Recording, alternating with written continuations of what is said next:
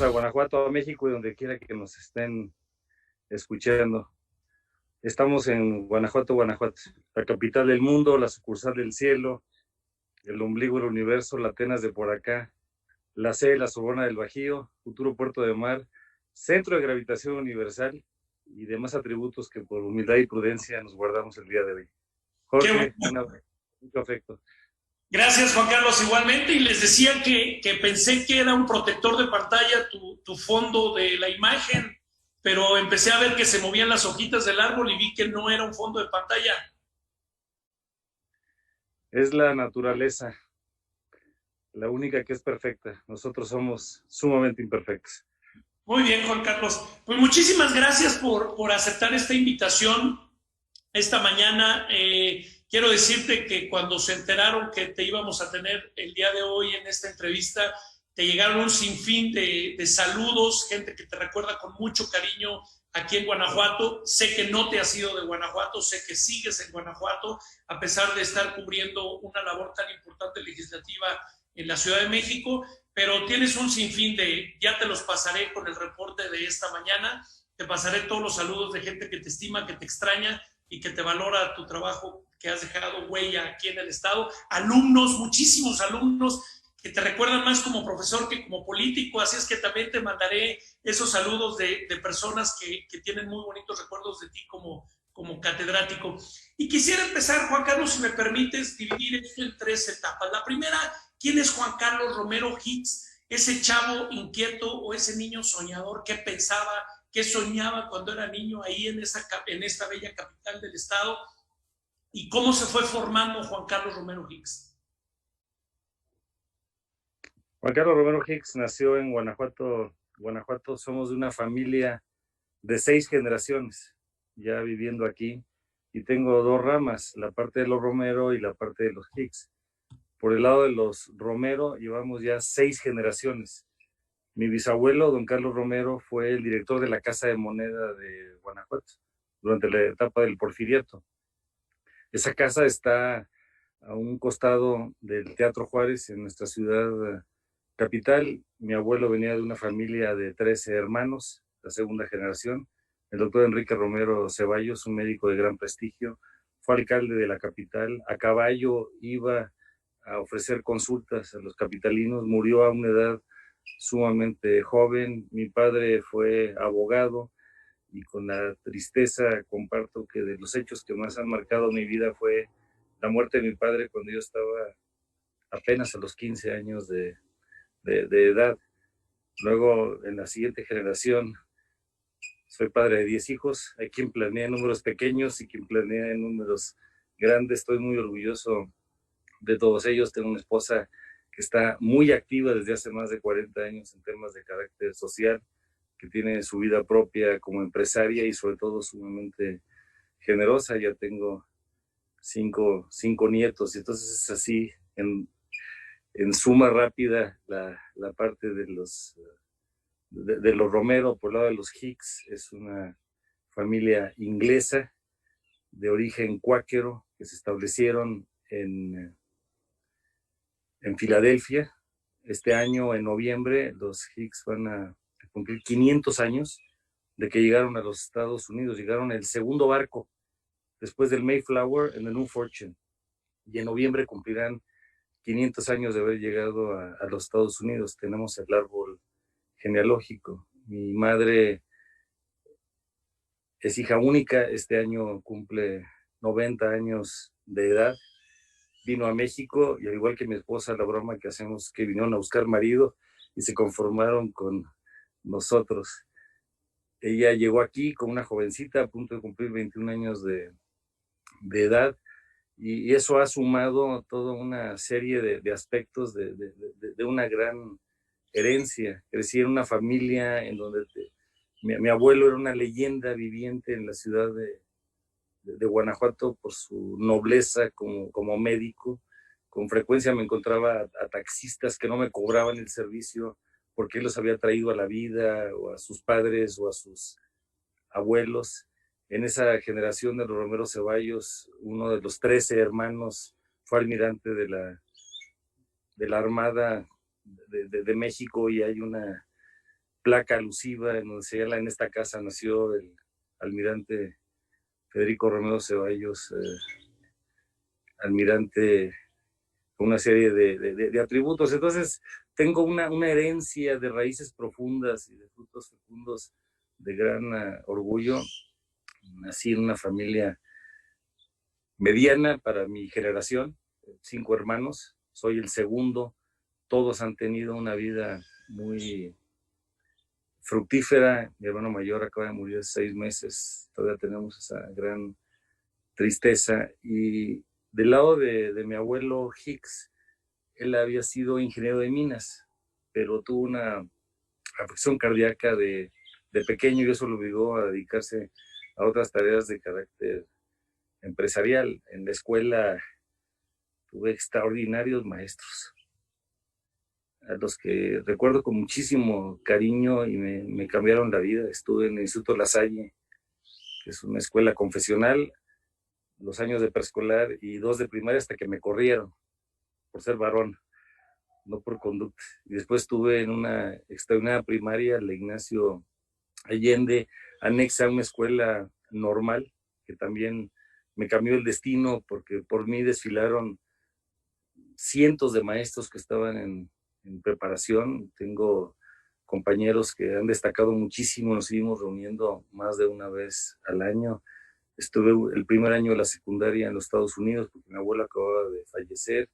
En la misma zona, en el edificio de la escuela normal, estuve en la secundaria. También soy hijo de la escuela pública mexicana, nos seguimos reuniendo con frecuencia. Estuve en la preparatoria de la Universidad de Guanajuato, soy de la primera generación que estrenó el espacio donde está en la Alameda la preparatoria oficial. Después estudié en la universidad. En esa época tuve que tomar una decisión muy difícil, porque mi padre acababa de fallecer. Estuve a punto de ir a estudiar a la Ciudad de México, ya tenía casi la admisión lograda y el boleto de autobús para irme a la Ciudad de México, y me arrugué. Hablé con mi mamá y le dije: somos de aquí y aquí nos quedamos. Entonces hay decisiones que van marcando el destino sin saber hacia dónde nos vamos a ir. Egresé de la carrera de Relaciones Industriales, nos seguimos reuniendo con frecuencia. Algunos compañeros ya han fallecido, todos son inmensamente talentosos, y recién egresado me casé. Viví 2 años en Estados Unidos, hice 2 posgrados en Oregon, una ciudad hermana de Guanajuato que es Ashland, y en esa ruta recibí invitación para trabajar en la Universidad de Guanajuato, y me quedé ahí prácticamente casi toda mi vida. De lo que más añoro son mis alumnos. Empecé siendo profe en la prepa, arremangado, en la prepa de Guanajuato, en Silao, y luego en las carreras de la propia universidad y algunos de los posgrados. Llegué a ser secretario académico de mi escuela, posteriormente director de recursos humanos, asesor en materias de planeación, y un extraordinario rector me invitó a ser secretario general de la universidad, don Santiago Hernández Ornelas. Después ya tuve el privilegio de llegar a la rectoría de la universidad. De pequeño me gustaban mucho los deportes. Como decíamos en la época, era muy cascarita en el fútbol y en el básquetbol. Fui seleccionado municipal, participé en varios concursos. Tuve una exposición religiosa mezclada entre la parte latina, católica, y la parte anglo, de parte de mi mamá y de mi familia Hicks. Participé en grupos apostólicos. Todas esas son experiencias que van marcando la vida.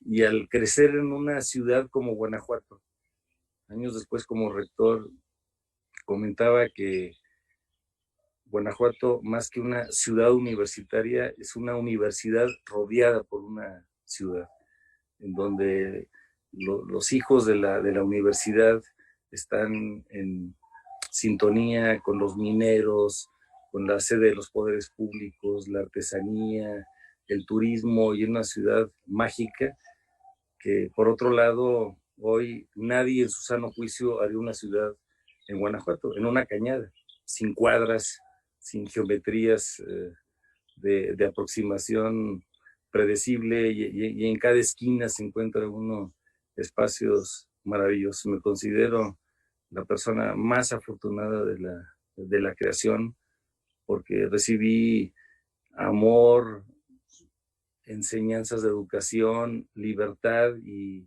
caminos de lo que hoy estamos surgidos en nuestro país, que son caminos de esperanza.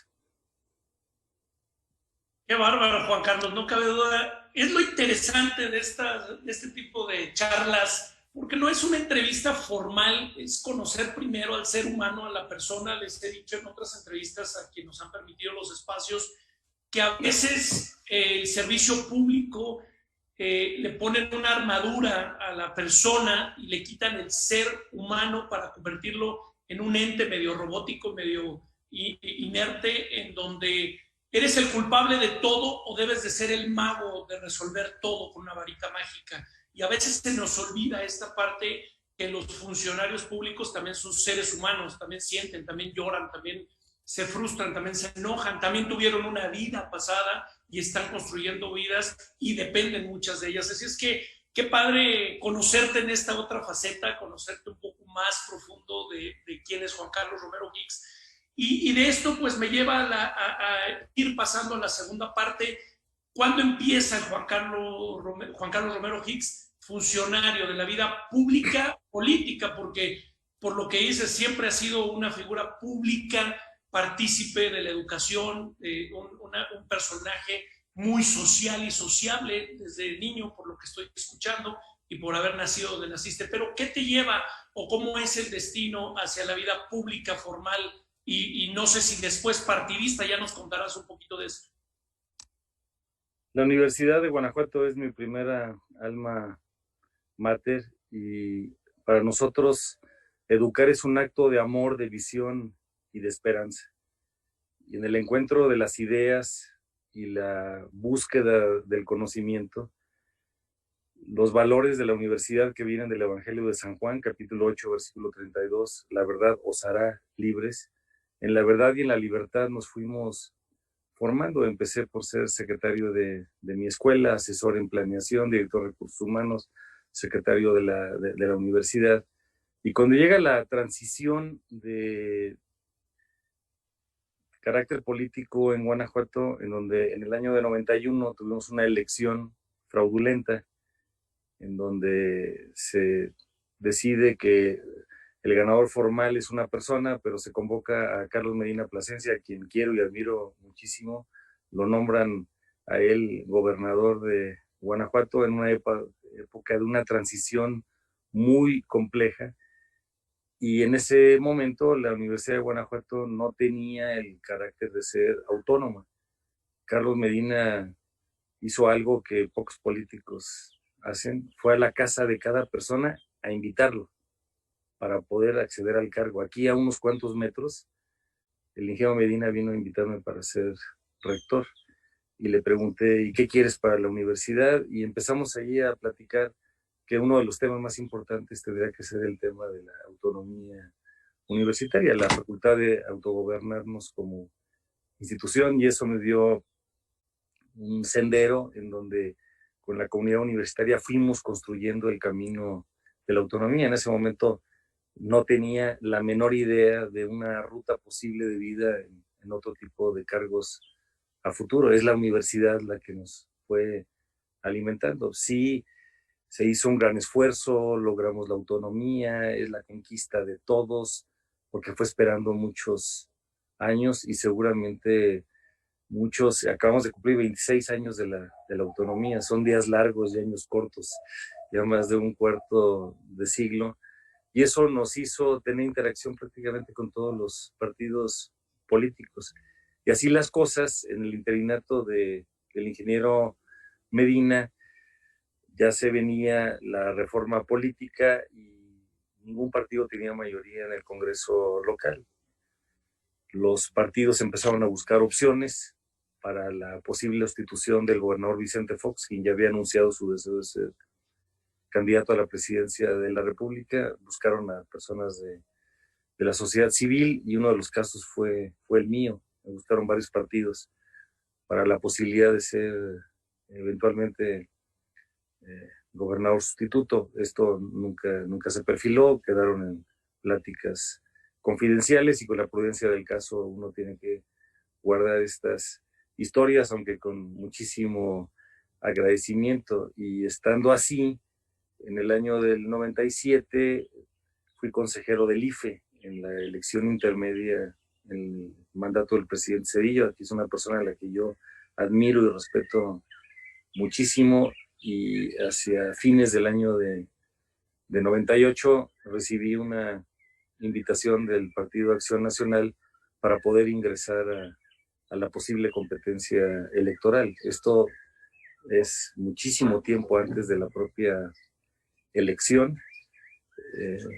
Esto no tenía certezas, me pidieron reflexionar y abriendo el año de 99 ya recibí una invitación más formal para competir, no para ser el candidato.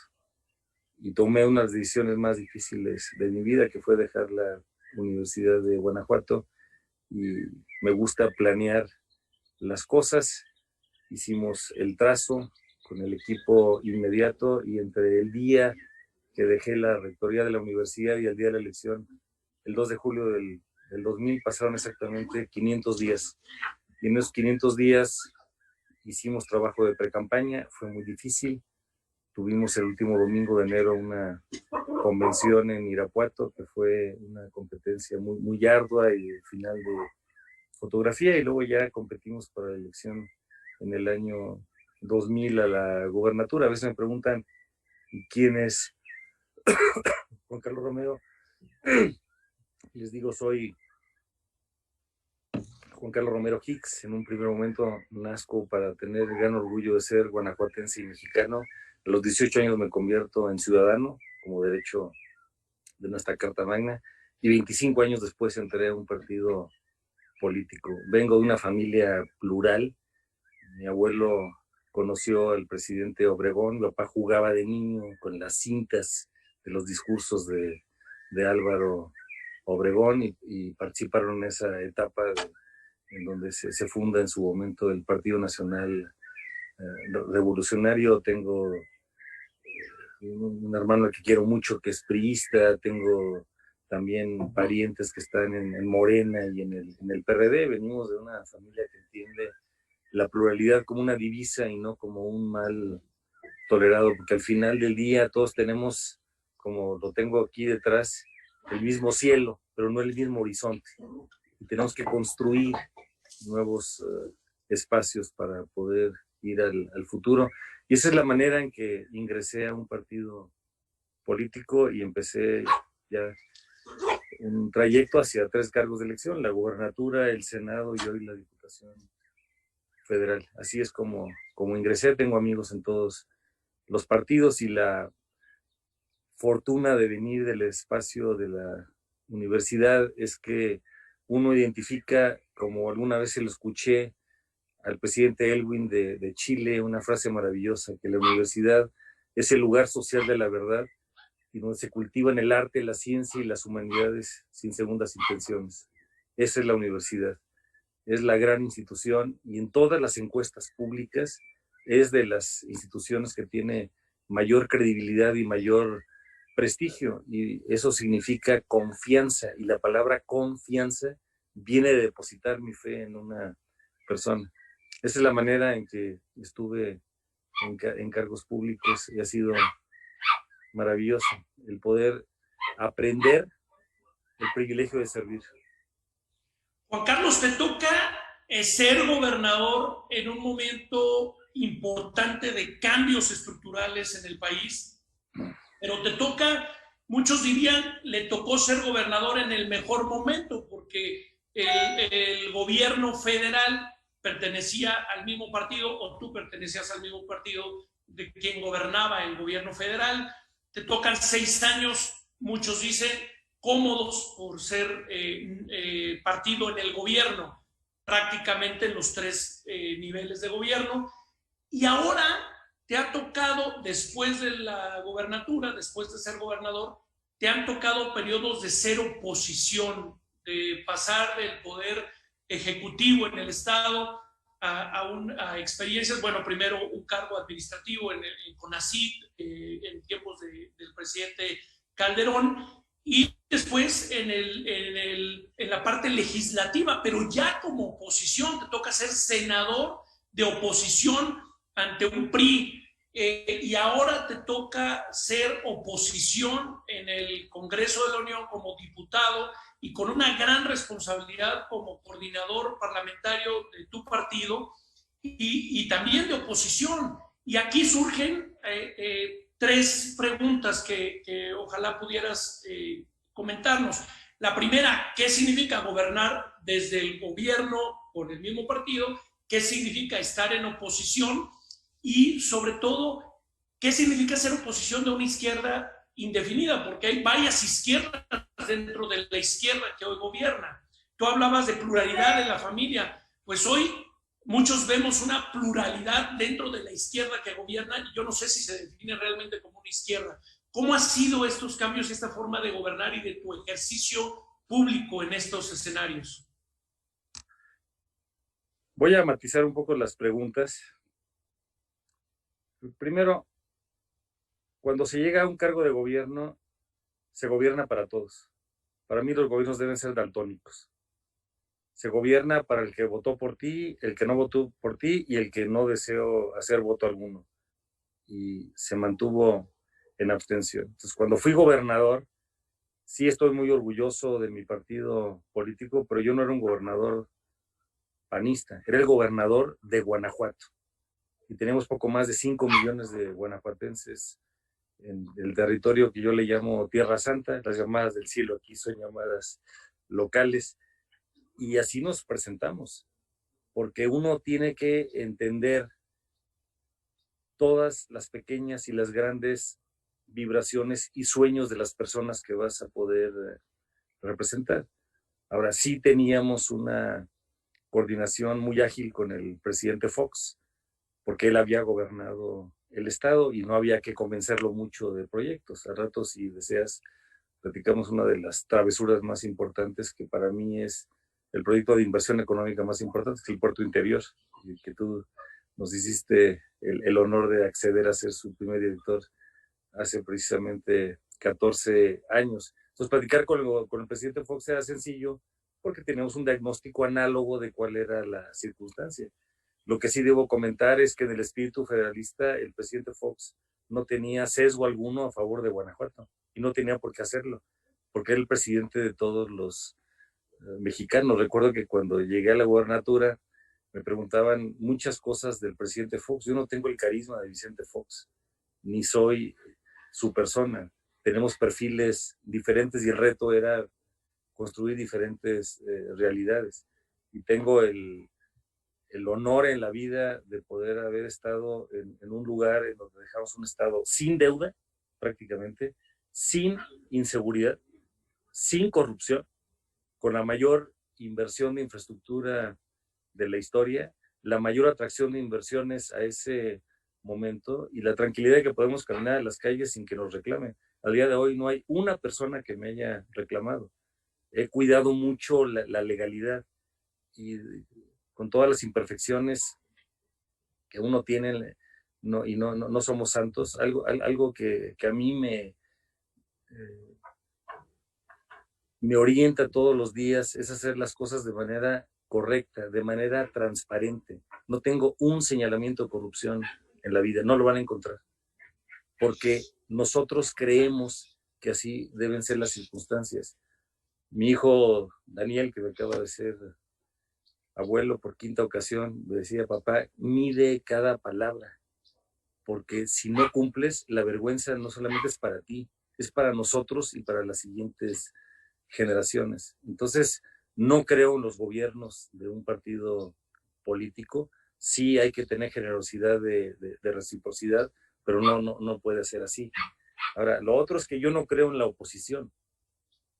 Se lo decía cuando era gobernador a los demás partidos políticos. La no competencia genera incompetencia.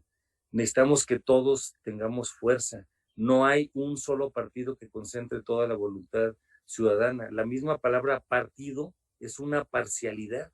Luego entonces no podemos tener un criterio de que se gobierna de manera sesgada. Y sí, en el Senado el PRI tenía mayoría y ahora Morena tiene una mayoría artificial, porque no recibieron un mandato de mayoría. Quiero diferenciar. El presidente de los mexicanos recibió el 53.2% de la votación, una amplia popularidad y legalidad de origen de su mandato. Pero la alianza Juntos Haremos Historia obtuvo el 43.58%, hay casi 10 puntos porcentuales menos, casi 10 millones de votos menos. Entonces, cuando alguien nos dice, es que recibimos 30 millones de votos, sí, pero 59 millones no votamos por esa opción. Eso no le quita legitimidad, pero sí una búsqueda del encuentro para hacer las cosas de una manera distinta. Entonces, a mí cuando me dicen oposición, yo no me siento reflejado, porque creo en la crítica propositiva y comprometida, creo en la autocrítica y considero que en el quehacer público, parte de los retos que tenemos todos es que nos surge tener más humildad, prudencia, sensibilidad, inclusión y sentido común, que es el menos común de los sentidos. Y en esas perspectivas, estas clasificaciones son muy relativas. La otra afirmación que haces, don Jorge, es esto de las izquierdas. El presidente actual no es un hombre de izquierda. Ya les daré una opinión sobre él si me retan con mucho gusto, pero las izquierdas y las derechas son geometrías políticas del Museo de Arqueología del siglo pasado. Esos ya están completamente rebasados. Hoy lo que tenemos que hacer es vernos como mexicanos, reconocer que es más lo que une que lo que separa y que tenemos que buscar eso, el polvo, el sudor, las lágrimas, la sangre que hemos heredado de tantas personas para poder caminar, caminar y caminar. Por lo tanto, en política no debe ver uno a los demás como enemigos, en ocasiones como adversarios, pero necesitamos hacer alianzas, necesitamos construir un país que tiene tantas necesidades. Juan Carlos, en este sentido, ya yéndonos a tu labor hoy legislativa, los contrapesos, las decisiones que se están tomando en el país, las que se deben de tomar, ¿cómo estás viendo el escenario económico mundial? Y no solamente me refiero al tema económico, sino político, social. El COVID nos está señalando y nos está marcando muchas deficiencias en los sistemas en el mundo, como es el de la salud, por ejemplo. Ni los países del primer mundo, que le llamamos, o más desarrollados, tienen solventado los temas sociales, empezando por el de la salud, pero también el tema económico. Hoy es un tema internacional, no nada más de México. ¿Cómo estás viendo tú el tema macro, el tema en México? ¿Cómo estás viendo el presente y cómo estás viendo el futuro? ¿Y cuál es esa labor que te toca hacer desde el legislativo para tener equilibrios y generar rumbo? Tú marcaste algo que me encantó, que dices, soy una persona que me gusta planear. Si no hay rumbo, pues no hay para dónde ir, pues caminas dicen que en el camino de los ciegos, perdón, cuando no tienes un punto a donde llegar, cualquier destino te lleva. ¿Qué está pasando? ¿Cómo actuar desde tu postura y cómo generar esos equilibrios? En cada puesto público que he tenido el honor de desempeñar, he venido acumulando algunos aprendizajes. Nadie tiene el conocimiento de los 360 grados de la realidad. La ventaja de venir del sector universitario es que estamos acostumbrados a que no hay ideas que nos asusten y uno debe estar abierto a todas las circunstancias y a todas las propuestas. Por ejemplo, después de ser gobernador, tuve el privilegio de estar en el Consejo de Ciencia y Tecnología, introdujimos el tema de la innovación, que es pensar en lo que nadie ha pensado. Y recuerdo lo que me decía una persona, precisamente en el norte del país: no hay crisis que resista la innovación. Y la innovación es la gran oportunidad, es salirse de la caja negra. Hoy que estamos en la era del hielo, necesitamos pensar en nuevos paradigmas, necesitamos saber que no todo lo que hacíamos anteriormente se va a poder repetir y que el mundo va a ser distinto. En el Senado construimos muchas cosas, tuvimos un equipo extraordinario, construimos algo que el día que gusten platicamos, fue una gran reforma educativa. Nuestro presidente no entiende que ahora le entregó a la mafia del poder a ciertas secciones del sindicato, y vimos temas internacionales y temas de ciencia y otros aspectos.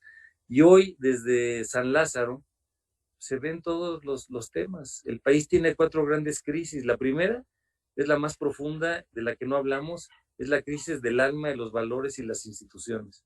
La segunda crisis es la crónica, que es la pobreza y la desigualdad y una economía que no redistribuye el ingreso. La tercera es la más preocupante, que es la violencia y la inseguridad. Y la cuarta es la que más irrita, que es la corrupción y la impunidad. Y así las cosas, vivimos en un mundo en donde tenemos que ir al encuentro de los demás, tenemos que aprender de otros espacios.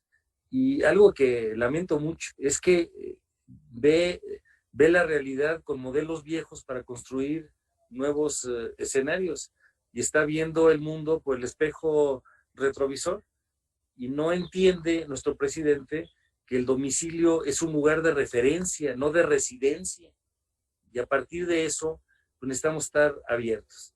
Y hoy tenemos una economía cada vez más globalizada, tenemos que encontrar nuevos modelos, hablar de desarrollo económico, no crecimiento económico, y el desarrollo integral es el desarrollo humano sustentable, que es parte de un postulado de mi partido político, en el que tenemos como 2 alas de un avión que sirven para despegar y para aterrizar, porque si no lo vemos de manera integral, entonces la parte social se convierte como en la ambulancia que va recogiendo las omisiones de la política económica. Hoy, regresando al comentario de la pregunta, pues no hay hoja de ruta, no hay un plan nacional de desarrollo con objetivos, metas, indicadores, estrategias, y el presidente, lamento, desaprovechó la oportunidad, nos mandó un pasquín. Yo fui profesor de la materia de planeación, lo que mandó no hubiera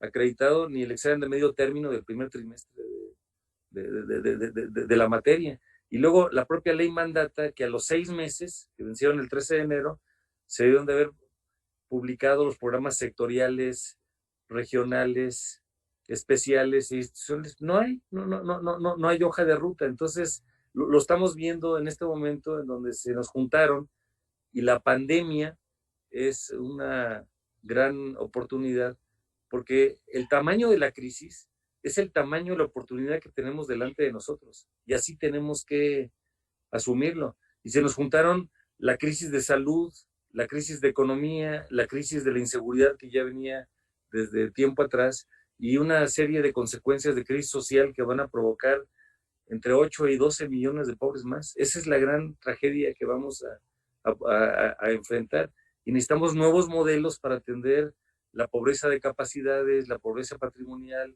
la pobreza alimentaria. Este virus sepultó a lo que algunos llaman la cuarta transformación. Yo le llamo la cuarta trastornación. Ya está sepultada. Ya viene la quinta transformación, o como se le quiera denominar, porque tenemos un presidente que sí es muy popular, pero que lamentablemente no escucha, está desconectado de la realidad, no convoca, no concilia, regaña todos los días, y para todos nos dice honestidad y austeridad, y estamos de acuerdo, pero él no es el único honesto, y la austeridad la han llevado a grados extremos como el austericidio. Acabamos de ver cómo publicaron un acuerdo absurdo la semana pasada, reduciendo el gasto de operación de las instituciones en un 75%.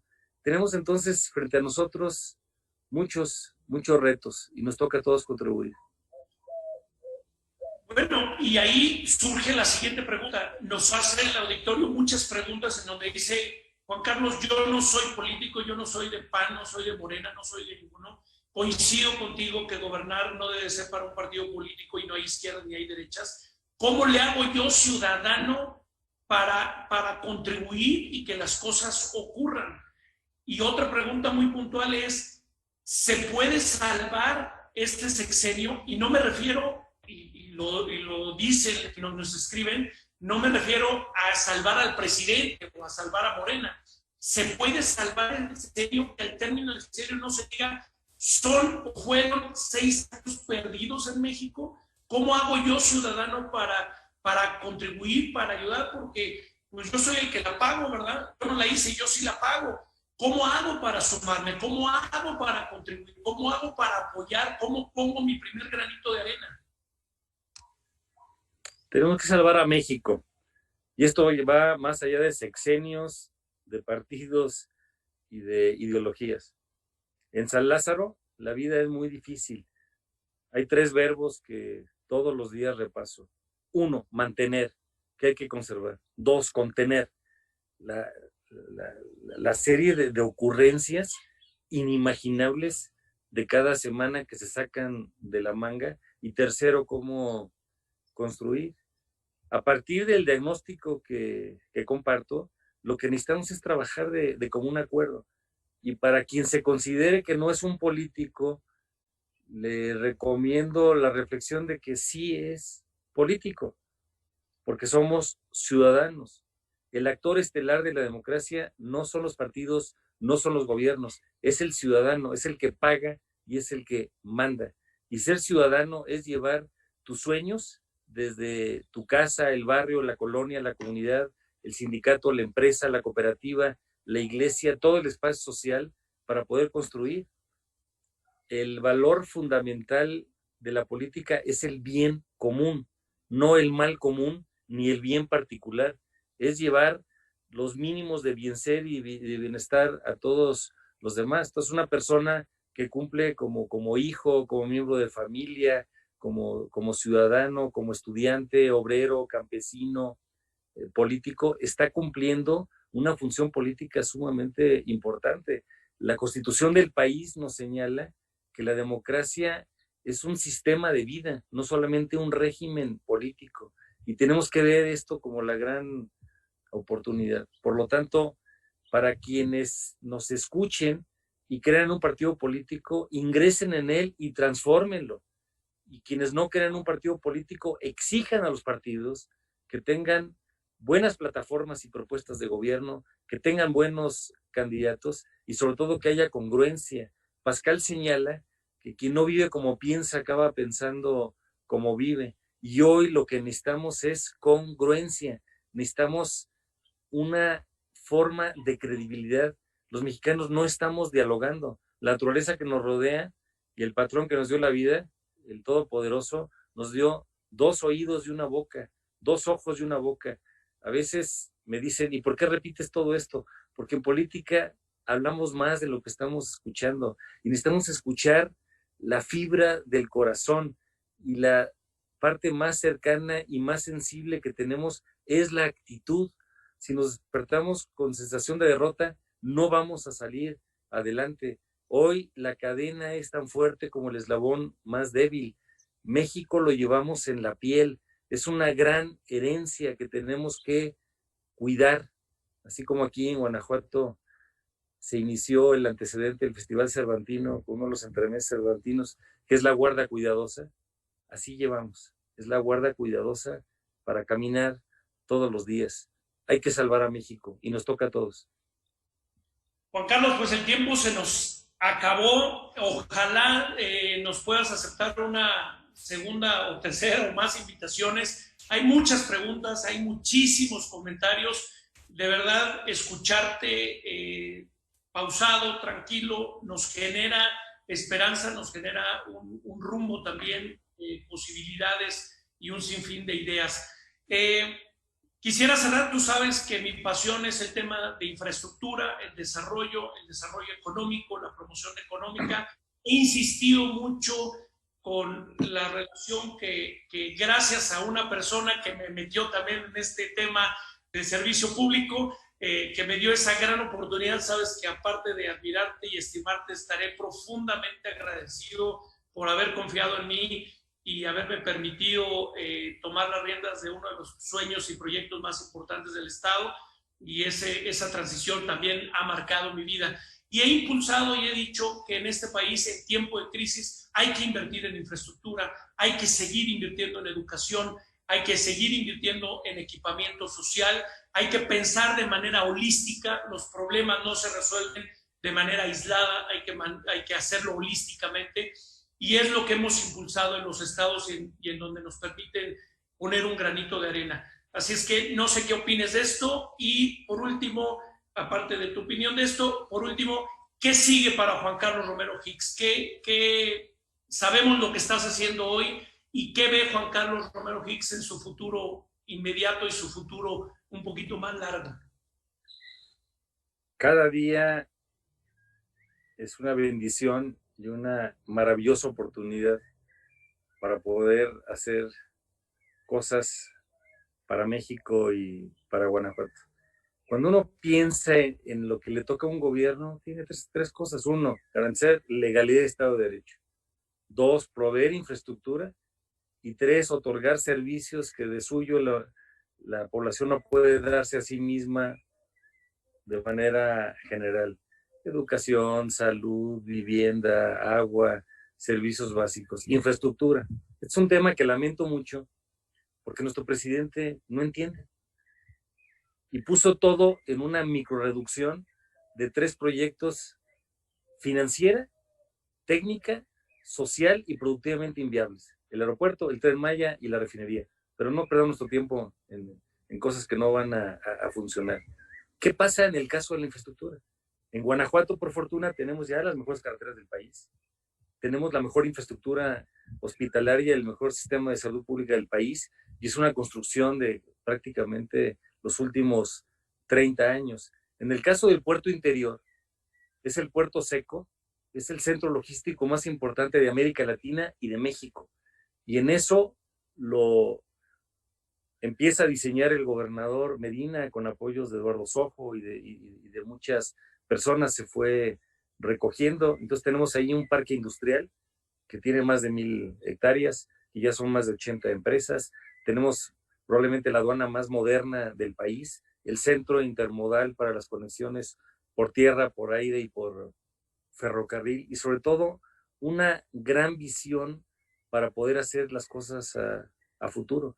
De lo que más me llena a mí es que pudimos hacer algunas obras importantes de infraestructura. Allí a un costado, la carretera de Silao a San Felipe, el centro expositor de Irapuato, el centro expositor también en León, plantas de tratamiento, en fin, la lista es bastante significativa. Y en el caso del puerto interior, estas condiciones están en el centro del país, a unos cuantos kilómetros el aeropuerto internacional, y en su momento, cuando estábamos concluyendo el mandato en el año 2006, por eso convocamos a personas como Jorge Acevedo Alarid para poder ser el director del proyecto. Le pedí a otras personas que también nos estuvieran apoyando, y entonces estas pequeñas cosas marcan la diferencia para poder tener mejores condiciones. ¿Qué sigue para mí? Lo inmediato es que vamos a buscar la reelección. Vamos a buscar la reelección. Soy orgullosamente representante de los capitalinos y los pobladores de San Felipe y de San Diego y de Ocampo. Y en esa sencillez y humildad que tienen como habitantes está su grandeza. Cuando vemos sus ojos, vemos el espejo del alma, vemos los sueños. El reto es convertir en cada persona para que la utopía se convierta en realidad. Juan Carlos, qué delicia haberte tenido esta mañana. De verdad, mil gracias. Gracias por darnos este espacio, por compartirnos ese pedazo del cielo que tienes a tus espaldas y esa naturaleza que la estábamos escuchando en la entrevista. De verdad, mil gracias por darte el tiempo para los guanajuatenses, para los mexicanos y quienes nos están viendo en otros lugares. Personalmente, nuevamente, mil gracias por todo lo que confiaste y has hecho por mí y por todos los que has dejado huella a lo largo de tu camino. Esperemos tenerte próximamente también en otro espacio aquí con nosotros. México nos necesita, no tenemos derecho a fallar. Cada día hay que volver a empezar, hay que construir, hay que reconstruir, hay que trazar nuevas páginas. Esos son los retos. Caminar, caminar y caminar. Muchas gracias. Gracias, Juan Carlos, y gracias a ustedes, gracias por su tiempo. Discúlpenme que ya me robé un poquito más del tiempo programado de siempre. Les recuerdo, levántense temprano, no anden de fodongo, no anden en calzones, no anden en pijamas. Es el ejemplo que le están dando a sus hijos. Es momento de construir desde donde estemos. Ojalá y se puedan seguir quedando en casa quienes puedan. Vamos a construir este país entre todos. Ya lo decía Juan Carlos y yo se los he dicho todas las mañanas. El civismo empieza en la casa. La democracia empieza en la casa y la participación empieza en la casa. Mamás, papás, inviten a sus hijos a tender la cama todos los días, a recoger la mesa. Es trabajo de todos y así tendremos un país mucho más fuerte. Vamos a salir adelante todos juntos porque este país que tenemos es el que vale la pena y es el que nos tiene como acogidos en su hogar. Gracias, Juan Carlos, y gracias a todos. Que tengan un muy bonito día. ¡Ánimo! Vamos a salir adelante. Gracias. Gracias.